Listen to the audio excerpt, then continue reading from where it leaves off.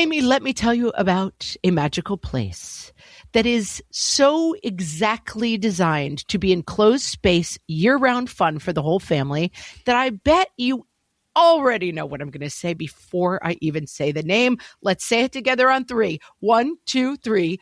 Great Wolf Lodge. You got it, Amy. My kids loved Great Wolf Lodge when we went. You probably already know that it has a huge indoor water park with a wave pool, lazy river, a bunch of massive water slides. But then your pack can hit the other attractions because wait, there's more. Great Wolf Lodge has adventure-packed attractions like Magi Quest, a live-action game kids can play throughout the lodge, plus the Northern Lights Arcade. Spent some quality time there, so your kid who loves the lazy river and your kid who loves fantasy games will both have a great time. Great Wolf Lodge also offers great dining options and complimentary daily events like nightly dance parties, all under one roof. Unpack the car once and you're settled in to have fun. And with 22 lodges across the country, you're always a short drive away from adventure. We've both had such great times at Great Wolf Lodge, so bring your pack together at a lodge near you. Learn more at greatwolf.com and strengthen the pack. Hey everybody, welcome to Fresh Take from What Fresh Hell, Laughing in the Face of Motherhood. This is Amy. This week we are welcoming back Dr. Michaeleen Doucleff. She has reported on children's health for NPR's Science Desk for more than a decade. In 2015, Michaeleen was part of the team that earned a George Foster Peabody Award for its coverage of the Ebola outbreak in West Africa. She lives with her husband and daughter in Alpine, Texas, and is the author of the New York Times bestseller, Hunt, Gather, Parent, and her new book, which we'll be discussing today, Dopamine Kids. Welcome back, Michaeleen. Oh, I'm so glad to be back. I love it here. Oh, thanks. And we were talking before we started about how Hunt, Gather, Parent, which is a great book, is a book that we see our listeners resurface to one another in our Facebook group as a book that's really changes how you do things at a deep level. And I think Dopamine Kids is another one of those books. So I'm excited to talk about it with you. Oh, great. Me too. So you start the book with something sad you began to notice about yourself. Tell us what that was. Yeah, it was like a beautiful Saturday afternoon. I was on the beach with my daughter, Rosie. I think she was like 4 at the time. It was in San Francisco. So just like gorgeous ocean, gorgeous coastline. And I just realized all I wanted to do was look at my phone. And I was just checking text, email, social media. And it wasn't making me feel good. I was actually like, what is wrong with me? Why can't I enjoy being with Rosie?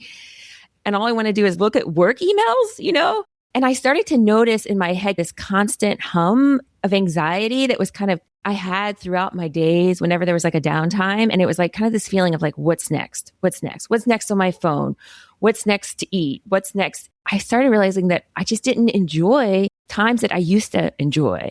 And it made me feel really sad. It wasn't like I was depressed. It was just kind of this veneer of gloom and gray. And so I started studying how screens mostly, but also foods, because there was definitely this pull towards foods as what's next, affect our brain. And I discovered something really that surprised me and actually transformed my relationship with these products. What works with these devices and what helps us regulate them really is not depriving us of pleasure, not saying no more often, but actually reclaiming pleasure and adding more joy into our lives. It's about creating more fun, more excitement, more moments that are meaningful. So Dopamine Kids really is this book for parents to create a culture around these products that isn't just saying no and taking things away from kids, but helping kids in your family discover better things in life. And we're all dopamine kids, right? We are all Yes. prey to what you sort of circled in the book that I thought, oh, that's interesting, is you feel a little better while you're checking your messages.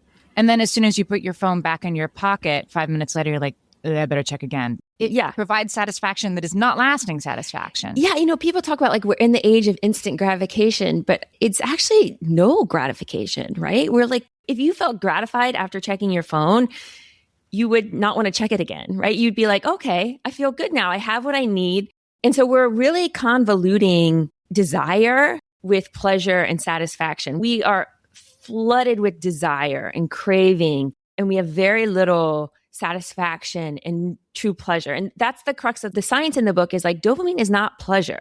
This is an idea that's based on science from about 60 years ago that really stuck. But over the last 30 years, scientists have all this evidence, amazing evidence in people and rats, that dopamine is the part of your brain that's motivation. It makes you want to work. It makes you want things and go after things. And another part of your brain called the hedonic hotspots, which I love, is the pleasure center. And it's when you feel the like, I have what I need. I'm satisfied. Understanding this shift is so key because the products we have in our lives crank up our motivation and our wanting and our desire, because that's what gets us to consume, right? But they don't crank up our pleasure. In fact, over time, data is showing that they can rob us of pleasure and keep us from pleasure. Teens and social media is a great example, right? Kids are on social media largely to feel a sense of belonging. This is a fundamental need in our lives as humans. But over time, as they use apps, data show that they actually feel lonelier, but they still want to be on it. And so there's that like separation of wanting versus pleasure. But there's like very good news here because the dopamine system is like super flexible. This is what I think parents and I didn't realize. You can swap out that screen, that cookie, whatever, the French fries, and put in the dopamine system, like whatever you want as a parent, and get kids to actually be motivated and excited about things that make them feel good afterwards. I know about what did you say? The hedonic, what is it called? Hedonic hotspots. Yes. Hedonic hotspots. I know about anhedonia, which is the word for what you were describing at the beginning. Just like, I don't know, things don't make me happy like they used to. Right. And I had understood that dopamine was the hit you get for achieving something. It's not. So you're saying it's the hit you get for trying to achieve something. It actually comes before you use it. So the dopamine system is there for us to get what we need to survive, make us work for it, motivate us. And so it finds things in our environment that predict that. So for instance, if I'm in the grocery store with my kid, Rosie, and she sees even just being like near the cookie aisle, just her, seeing the signs for the cookies or seeing the boxes of the cookies. So that's when it triggers dopamine in her brain. She gets a surge of dopamine and it says, I want the cookies. That's the hit. That's the hit. Not eating the cookies, but wanting it just, Yeah, you'll get some when you eat it too, because it's so strong in your brain. It will tell you, do that again. I want it again. So it's the desire. So it comes at the beginning before. And then when there's a big surge, it makes you work for it. Like, I want this. I don't just want this. I need this. And I'm going to do whatever I can to get it. And that's why you have the tantrum in the grocery store, because the kid feels like this is required for my survival, right? This is not just like, maybe I'll have a piece of cheese. Like, no, this is like, I need a piece of cheese, right? Her little brain is like, this is so important to me. And then if she gets the cookies, she'll put it in her mouth and she'll get some hedonic hotspots, very pleasurable to eat cookies, but she'll also get more dopamine saying, do that again. So it is like the do it again button. And that's why you'll sit there and you'll eat the whole box of cookies. And finally it will stop when they're gone. But it is like... And then the problem is that like with the phone, it's never gone, right? The eternal scroll that the apps have put in, there's no endpoint. I remember getting to the end of Facebook, having read to where I left off, and then you could put it away. Not that that was so great either, but now there is no endpoint. There's no indicator from the apps that it's time to stop. It's only an indicator to keep going. Yeah. In fact, they're telling you, here's even better, something better, right? And then think about like if you then carry it around with you. So that's where we start getting like the mobile devices, because now there aren't any time and places where you don't have it. And so it literally becomes, and what I realized, and I talk about in the book, is like I realized I had painted these cues, not so much for cookies, but for my texts, my emails, social media, like all over my life, like in the car, at the stoplight, in the kitchen while I'm heating up lasagna, like every moment. And people also I didn't realize that the cues can be emotions. So over time, for instance, you'll start to like correlate a feeling of boredom or a little bit of feeling of anxiety or a little feeling of fear or what do I do next? That'll be a cue, triggers the dopamine. Oh, I check social media, right? And so that's how we're kind of trapped. And the thing, Amy, is it's fine if these things make you feel good. If my texts or my emails always made me feel great, like this would be fantastic, right? I would be so happy all the time. Right. But they don't. Sometimes the texts are enraging, and there's really good evidence that social media especially over time with kids, can turn into very edgy, harmful content that doesn't make them feel good, but they're still being pulled to it. And for me, that was the problem, was a lot of times I didn't feel better after checking my phone. And so I was being pulled to something that made me feel negative emotions. I felt very trapped in it. I wanted to underline too that you're saying we shouldn't use phones and we shouldn't eat junk food. Like both of us are like, yep, I know that, and we all know that. But the book argues that there's really neurological overlap between these two things in particular. You're not just picking two things we all wish we could do less. They're actually connected. So explain that. For sure. So they both work through this dopamine system in our brain, which I think is better to think of as like a motivation system. The dopamine system is this very powerful part in your lower brain, like all animals have it, that is there to make you work for and get what you need to survive. So food, water, eventually sex. But for humans, it's also social support. Kids absolutely need it to feel a sense of belonging to survive. It's exploration, adventure, creation. These are fundamental needs for kids. And so the dopamine system is there to make sure you get those things. And so it's to make sure you get the fastest, most dense calorie food around you. And so that's ultra processed foods. Over the last 20 years, the calorie density has skyrocketed around these foods. So it's tapping into that survival system. Even though the kid doesn't need the cookies to survive, it feels that way because it's tapping in there. And then the phone and social media are tapping into that need for belonging and like connection. And then video games are tapping into the need for taking risks, exploration, creation, right? Like Minecraft, Roblox, or these creation games.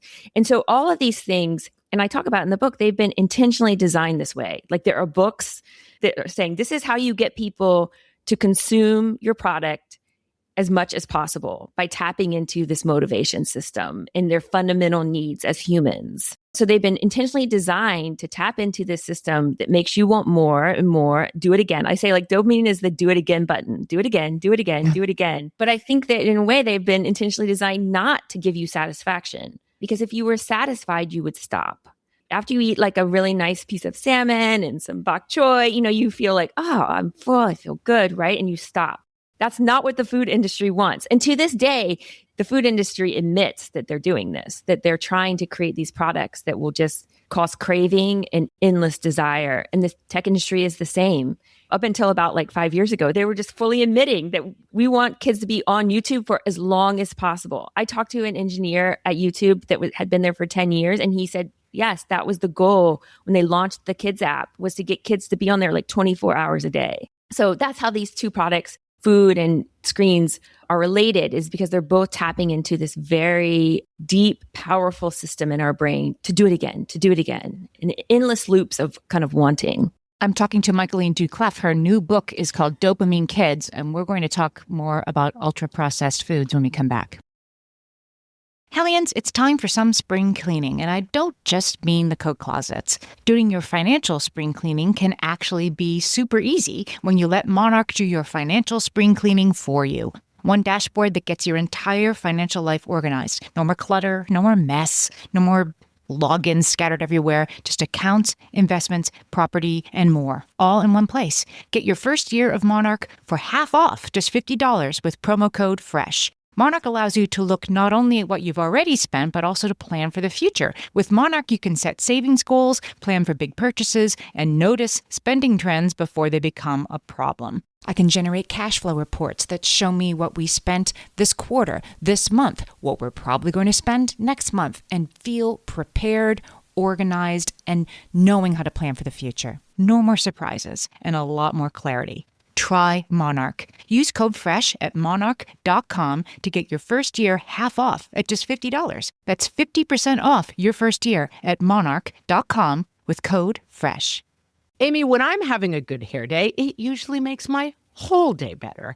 And that's why on every day, I'm taking Nutrafol. Nutrafol is the #1 dermatologist-recommended hair growth supplement brand. And it's the #1 hair growth supplement brand personally used by dermatologists. Nutrafol's hair growth supplements are peer-reviewed, NSF certified for sport, and clinically tested. Nutrafol offers multiple formulas for men and women, tailored to different life stages and lifestyle factors, so you get support that's actually right for you.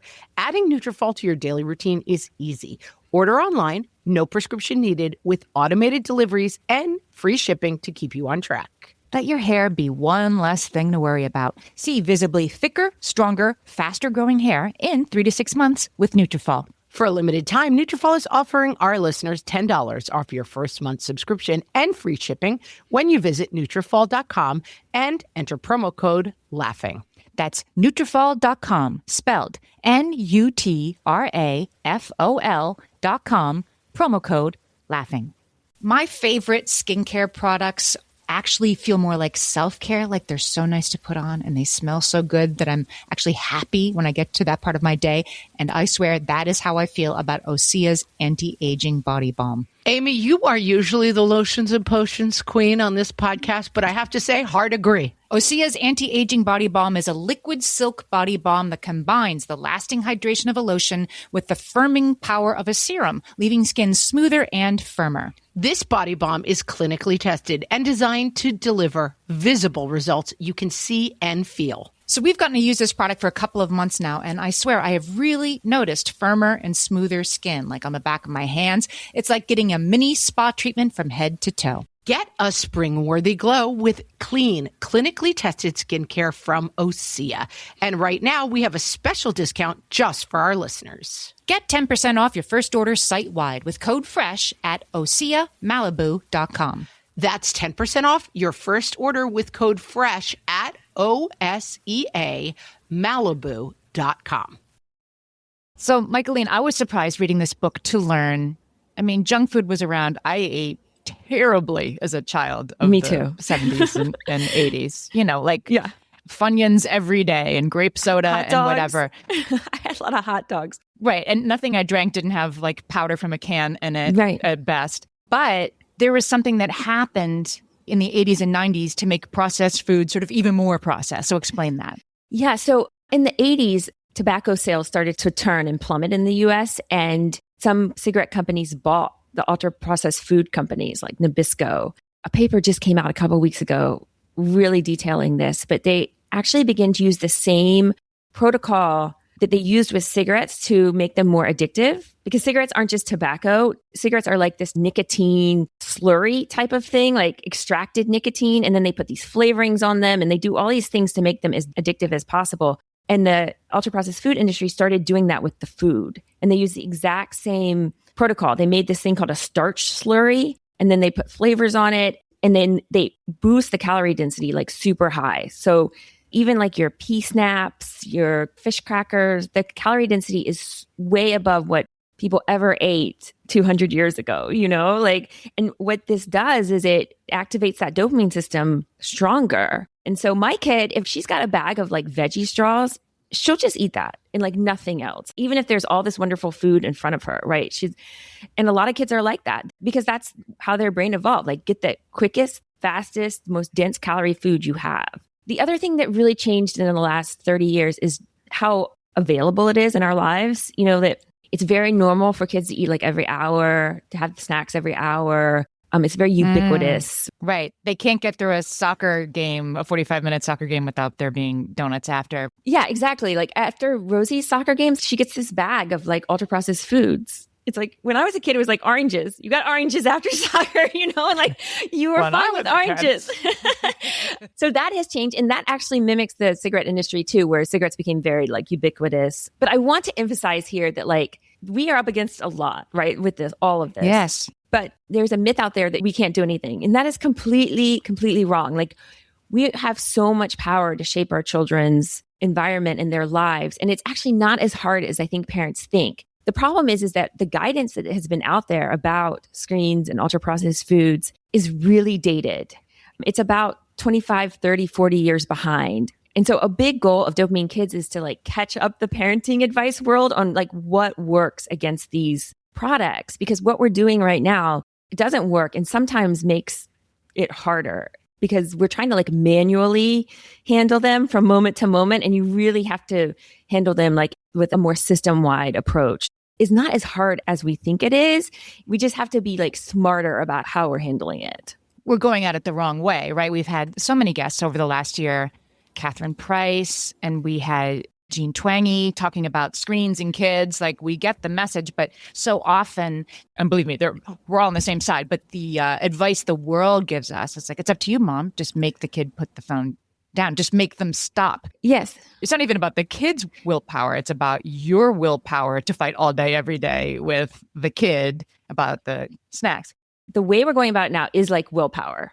So willpower is like teaching the kid to resist the video game console in front of them while they do their homework. Or teach the kid to eat only one cupcake, not like the 5 that are in the refrigerator. This is a fool's errand. And you will exhaust yourself, and it just doesn't work. Clearly, it doesn't work because there's 7 hours of screen time a day as teenagers. But the science doesn't back that strategy up at all. In the last 15 years, scientists have found that willpower is a really bad approach for long term. It does not work long term. There's another skill we need to teach our kids and we can use, and that's setting up your environment, your home, your routine, your commute, so that kids don't have to use willpower. In fact, you can get the dopamine system to work in your favor so that in these moments, whatever you decide, they actually want and start to fall in love with the better option, with the activity you want. So for instance, we decided at some point that like we were going to have no screens after dinner. Like it was just like, I want to go to sleep better. I'm tired of the tantrums. And so what I did, and this is a key part of the book, is instead of thinking about this limit that I'm going to put on our home as a punishment, we have to flip it around and we have to think of limits as opportunities to give kids more excitement, more fun in their lives. Behavioral psychology tells us this is how limits work. They don't work if you just take something away. They work when we replace it and swap in something that's just as engaging, just as alluring. So what I did was before dinner, I went around and I got all the devices, even my own, for this key night of swapping in, setting this limit. And I hid them in the dryer because I was just like, you know what? I don't want her to find them. Like I don't want to like be digging through the dryer myself, feeling crazy, right? And I said to her when she asked for Netflix, I said, okay, Rosie, you know what? We're going to take a break from screens tonight. I didn't say they were gone forever, even though that's what I wanted. We're going to take a break from screens tonight. But I'm going to give you something better and more exciting. I'm going to teach you to do something you've been dying to do. And so what was that? That was learning to ride her bike around the neighborhood at night. This was the summertime. And I was like, you know what? Instead of the screens, I want you to play outside. And so we went on a bike ride. And, I slowly started to teach her to bike around by herself, to go to the market by herself. And you know what? The screens went away fast. And there was like no tears. There was no begging because this was something she had been really wanting to do. And this was exciting. It was real adventure. It was real fun. It was real pleasure. And now today she's 10 and she bikes herself to piano. She bikes herself to soccer. This is a thing she loves to do. And so when we swap around this idea of limits for like opportunities, something really magical happens. The new activity sticks and becomes a habit, right? Because kids aren't just complying, they want to do it. And you're also giving them something that they need to be a healthy, happy human being, right? So that's what I mean by like, you're not just saying no, you're not just taking things away, but you're actually helping them discover something better in their lives. So taking this sort of globally, you talk in the book about removing the magnets and refilling the cues. That's right. That's what we're doing here. You take away the junk food or you hide the iPad, but you don't replace it with nothing. You replace it with something that for maybe different reasons is equally as interesting. There's something it isn't like, no, you can't have screen time. Go play. Go be in your room and be bored. Yes. Right. I'll go teach you how to ride your bike, which of course involves short-term, maybe a little more involvement with us. We're going to learn how to bead together. We're going to get this art project out. We're going to work on a puzzle every night after dinner. It might short-term mean more investment for the parent and also a little more of accepting the like, no, you're not going to like go put on Bridgerton in the other room, which is what you get to do at this time. You know what I mean? Like, right. It's more short-term. But then there are secondary gains, like you say, like huge. You use the example about we're not going to use phones in the car. It's a great place to start. Yeah. And I hadn't really thought about this. We're commuting and that's when we're going to put our phones away. And you can start with, and so then we have this cool art project that you get to do in the car. You can start there. It doesn't start with like, now you have to talk to mom about your problems. It's something cool instead. Right. Like the dopamine system is motivation to work. It's motivation to do something. And so I'm saying like, take that and redirect it somewhere else. Like with the cookie example, I don't think I explained the end of that story, but like, she was like begging for cookies that day. And I realized like, whoa, she's really motivated. This isn't just like, I want pleasure. This is, I want to work. It's not laziness. No, it's the opposite. They want to work, and I have a great idea for this around video games. And so I said to her, okay, Rosie, you can have cookies, but you're going to go home and you're going to get to bake them. Okay. Because this is really what the dopamine system is there to get her to work to fulfill her needs. And she looked at me, her eyes got big because she hadn't really like used the oven at that point. And I was like, yeah, you're going to get to use the oven. You're going to get to use the mixer and then you can eat them, and she went home and she did it. It was a little bit of a mess, but we cleaned up. And the crazy thing was she only ate like one because they were like so precious to her, but also because I think the whole process was like much more satisfying to her than just putting the cookies in her mouth, right? Where that's all wanting. She was getting more pleasure from the whole thing. And again, like today, she like bakes all the time. She makes lasagna for dinner and like, right? So you're giving them these gifts. The car is such a great place to start because what happens is, well, number one, it's very boring. And so whatever is in front of them, they're going to do. One psychologist told me like she just always had books in the car, never screens. And they would go places. And if they had to sit anywhere, she'd pull the books out at the doctor's office, restaurants.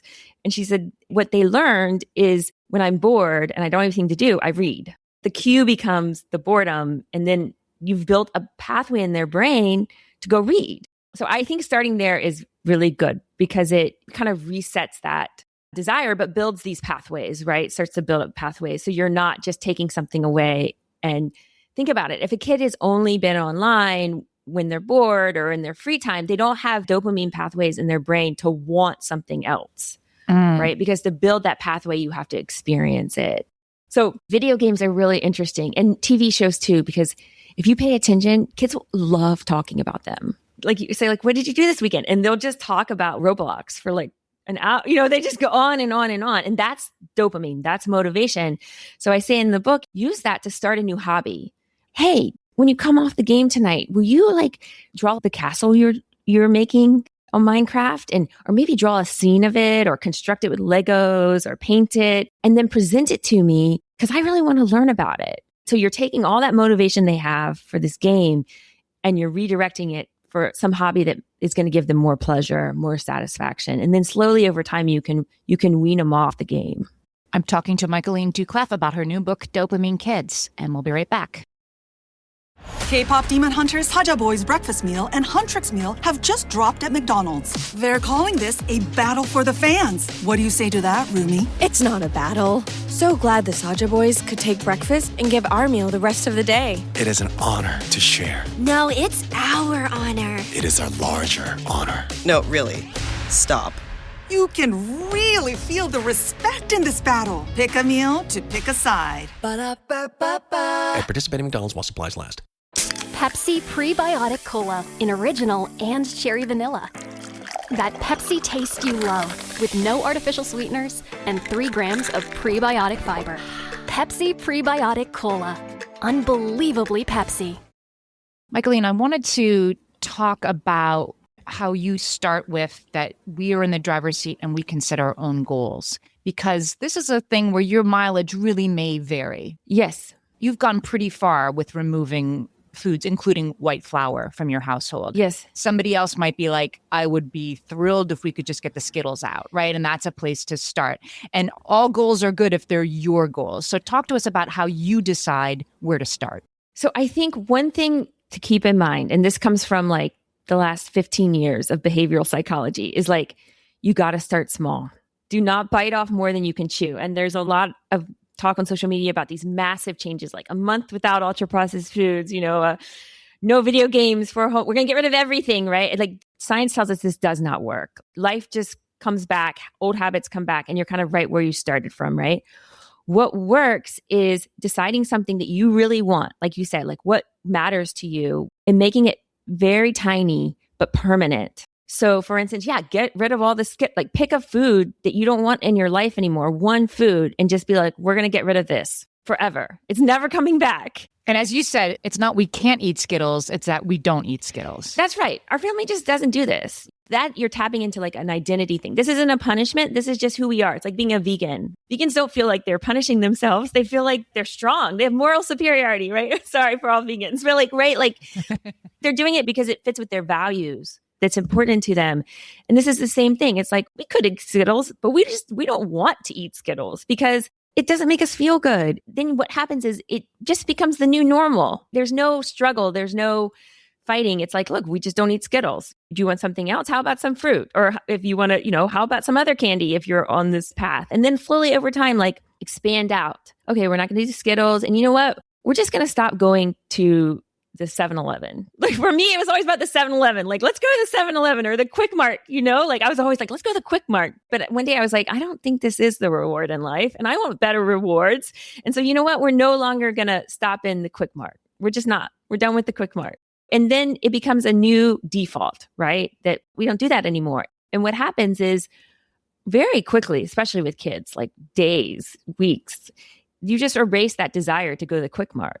You've erased the cue in your mind of, oh, Quick Mart, I'm going to go in there. So number one, just start really small, but permanent. This is never going to change. And then, like I've been saying, like try to swap something else in.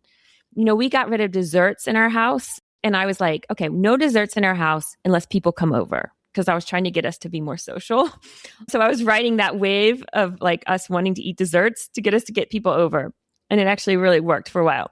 And then we just got rid of desserts and we didn't need that incentive. But when I did it, I said, okay, but I bought a bunch of frozen fruit. I bought a bunch of nuts. You can have as much fruit and nuts as you want. So this is not deprivation. Like 100 years ago, kids would die for like endless fruit and nuts. Right. And they're making us feel better anyway, right? Because after you eat a little bit of fruit and nuts, you feel satisfied and you're not hungry anymore. And then that was just our new normal. There was no negotiation, no drama. And it's like, we don't eat desserts. We have sweets at other times, but not after dinner. That's another thing too. You say like, it isn't like your daughter or our children are never going to have Skittles again. But when you reset this dopamine cue, yes, that tastes the most delicious. When you cut these foods out of your diet for long enough, they don't taste right when you go to have them again anyway. Oh, it's amazing. Like it does change. It changes. And in fact, it's like something's wrong with them. Even Rosie can notice it. Like if she has something that's really ultra processed, like sometimes we call them like chemical cakes, but like she'll be like, oh my gosh, my stomach doesn't feel good. This is another mistake that's out there. This idea that we have to expose kids to things like, oh, I have to expose her to Skittles so she'll learn like to regulate Skittles. Like, or that if you don't, then she'll eat like 8 bags of Skittles as soon as she's exposed to them for the first time. Yeah, she'll go wild, right? Like there's no data to back this. This is an idea from like the 50s. And some of the data that scientists were using then were based on homemade meals. No ultra-processed food, right? These foods we have are engineered for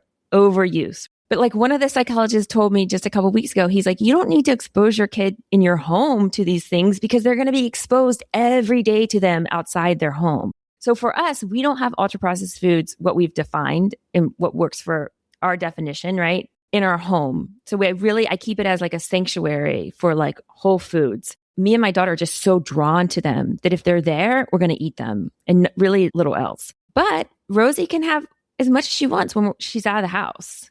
And so she learns about them. And I'm telling you, Amy, I kept track of it for a while. Almost every day she's offered it. Well, yeah, because I'm thinking when you were saying before when you're like, she eats veggie straws and you're using those as an example of an unhealthy food. A lot of us have been taught, no, don't give them Doritos, give them healthy veggie straws, give them super healthy Pirate's Booty that we have been sold this bill of goods. That fruit snacks are the same as fruit. And they're not. And we have been sold a bill of goods on that. We have. But it's okay. We can walk towards this very gradually. It's baby steps. It's not you're a bad person if your kids have snacks. It is not our fault at all. I mean, these have been health washed. Like I was really good with sugar. I cut out sugar a lot in our lives, but we were still struggling. And data are coming out that these like veggie straws, Pirate's Booty, these are very high, dense starch that are then like fried a little bit, extruded and flash fried with a lot of salt and flavors, these are very addictive. I think that that's one of the big misconceptions out there. Like what they do is they get you to kind of eat every hour because they spike your blood sugar and then bring you down just like a sugar high, because your body treats it basically like sugar. Once it gets in there, it just melts. So a couple things I've been learning recently. One, you can put the thing in a glass of water, and if it just melts very quickly within an hour, like it's super ultra processed, your body's going to treat it like sugar. That would be a good thing to do with your kids, a good experiment. We did it, and it's great for her to see, like, whoa, that's really different than like a whole wheat bread, right? Like it sits there, right? Yeah, it does. It literally sits there and absorbs some water, but these things, this is going to be digested like really fast and like a sugar high. The other thing is to look at the fiber content. For every 10 grams of carbs, there should be like 1 gram of fiber. That's kind of a signal that the plant material is intact and hasn't been just pulverized and destroyed. But, I want to say one thing to people. There's this idea, that we have so many picky eaters out there, right? Like so many kids that are so picky, like Rosie was so picky, right? And I thought it was just kind of her. But, when we really limited the starch snacks, crackers, Pirate's Booty, like this, when we stopped eating them during the day, I talk about on the go, like, while we were moving around, commuting, she started eating at dinner, like things that I never thought she'd eat before. So like now she loves like pickled cabbage and like fish and chili. And it was just, she wasn't hungry because she had been eating these things all day. And so I think a lot of the pickiness, I think parents can pretty quickly fix if you can limit some of that snacking during the day. And again, it means just not bringing it with you. Don't have it in the car. Don't have it in the backpack. Just make it not an option. Like we're just not going to buy these things and we're going to see how it goes. And the reset, it seems to me, you didn't set out to be like, my daughter will be a pickled cabbage eater. It was an unexpected down the road, like, wow, this is working. And it takes time, but that the invitation to do these resets is not just so you'll be a better mother, but no. Talk a little bit more about the unexpected sort of connection and relaxation that you feel after making some of these changes. Yeah. And, I think this is actually, it's the third step in the book, celebrate. This is key to actually making it work. Catherine probably talked about this. If it's a struggle and a fight to change, to do a reset, if you're fighting and it's stressful and it feels bad, it's not going to work. It's never going to last. Science tells us that what works is when we feel good about something. One scientist says emotional payoff, like when it feels fun and enjoyable. And this is what you're after, is this feeling, this positive feeling, right? And so it's about finding the pleasure and the joy in these things that actually make us feel good in life and that leave us satisfied. So in the car, for instance, when we stopped bringing screens in the car, it took a little bit of time for Rosie to actually talk to me. She read in the car and she does art and stuff. And so she kind of dug herself in there. But then after like a couple of weeks, she actually started talking to me and telling me about her friends and telling me about her problems at school. And like, she would have never done this if she had had a screen in her face. It would undermine any motivation. And we just started connecting more. And like really, like I started to realize, oh, she wants to talk to me, but her brain never had a break. And then I was saying it in the book, like we went on a car trip this summer and we didn't have screens in the car. And, it took a bit, it took an hour or so. And we all started talking and we started laughing. And I was laughing so hard, I was crying because it was so fun. And like, I hadn't felt that way in a decade, and it was the opposite feeling of that, what we talked about at the beginning, where things were gray and gloomy, because I was actually engaging in activities that made my life brighter and shinier and more colorful instead of like my work texts and my work emails, And so this is absolutely about reclaiming pleasure and joy and really fulfilling those needs that we have. The screens and the ultra-processed foods are skeletal versions of these needs. They will never fill us up. They will keep us wanting more. But once we get the real need fulfilled and our hedonic hotspots light up, like, life just becomes so much brighter and more colorful. That's why I wrote this book, because I was like, wow, this is so good. Like, I want every family to experience this because I think we all feel so drained and exhausted and like just stressed. And we don't have to. We can push these products to the wings of our lives. We don't have to push them out, but to the wings. and we can make room for these things that really fill us up with joy and happiness. That's amazing. And this book, I will say, if you've been listening, it's pretty clear. It walks you through. It gives you try this, do this, Yes. now celebrate, right? It gives you a scaffolding. So if this sounds overwhelming, it's really not. And every reset that you make actually brings you closer to happiness and connection. Exactly. And it's little. I think little and easy. That's the key, And it took us maybe 3-4 years to really reset the whole system, but it didn't feel like hard because each step of the way was more joy, right? Each step of the way was, oh, this feels good. Let's do more. It wasn't like I have to do more. It was like, this feels good. We want more. And so once you get down that path, you'll love it. I guarantee you'll love it. Michaeleen Doucleff's new book is called Dopamine Kids. We're going to put the link in the show notes to buy the book on Bookshop or wherever you get books. Michaeleen, tell our listeners where else they can find you and your work. So I'm not on social media because it really makes me feel bad. My brain can't handle it. But I spend a lot of time making a website that has my work on it, and you can contact me there. There's resources up there. So please email me there, and I'm so happy to talk. And I'm always happy to talk to people who want more. I love talking to parents. So please reach out. MichaeleenDoucleff.com. There's a contact form on there, and I read everything and I try to get back. So. Wow, that's very generous. Even better than social media. Exactly. Like, I want a place where you leave feeling good. If you come to my website, there's no manipulation there. And I want the real connection. People are really kind and have beautiful hearts. And I don't always think it shows up like that on social media. Well said. That's so true. Well, Michaeleen, we'll put the link to your website and, of course, the book in the show notes for this episode. This was a fascinating book. Thank you so much for talking to me today. Oh, thank you so much for having me. It was my pleasure.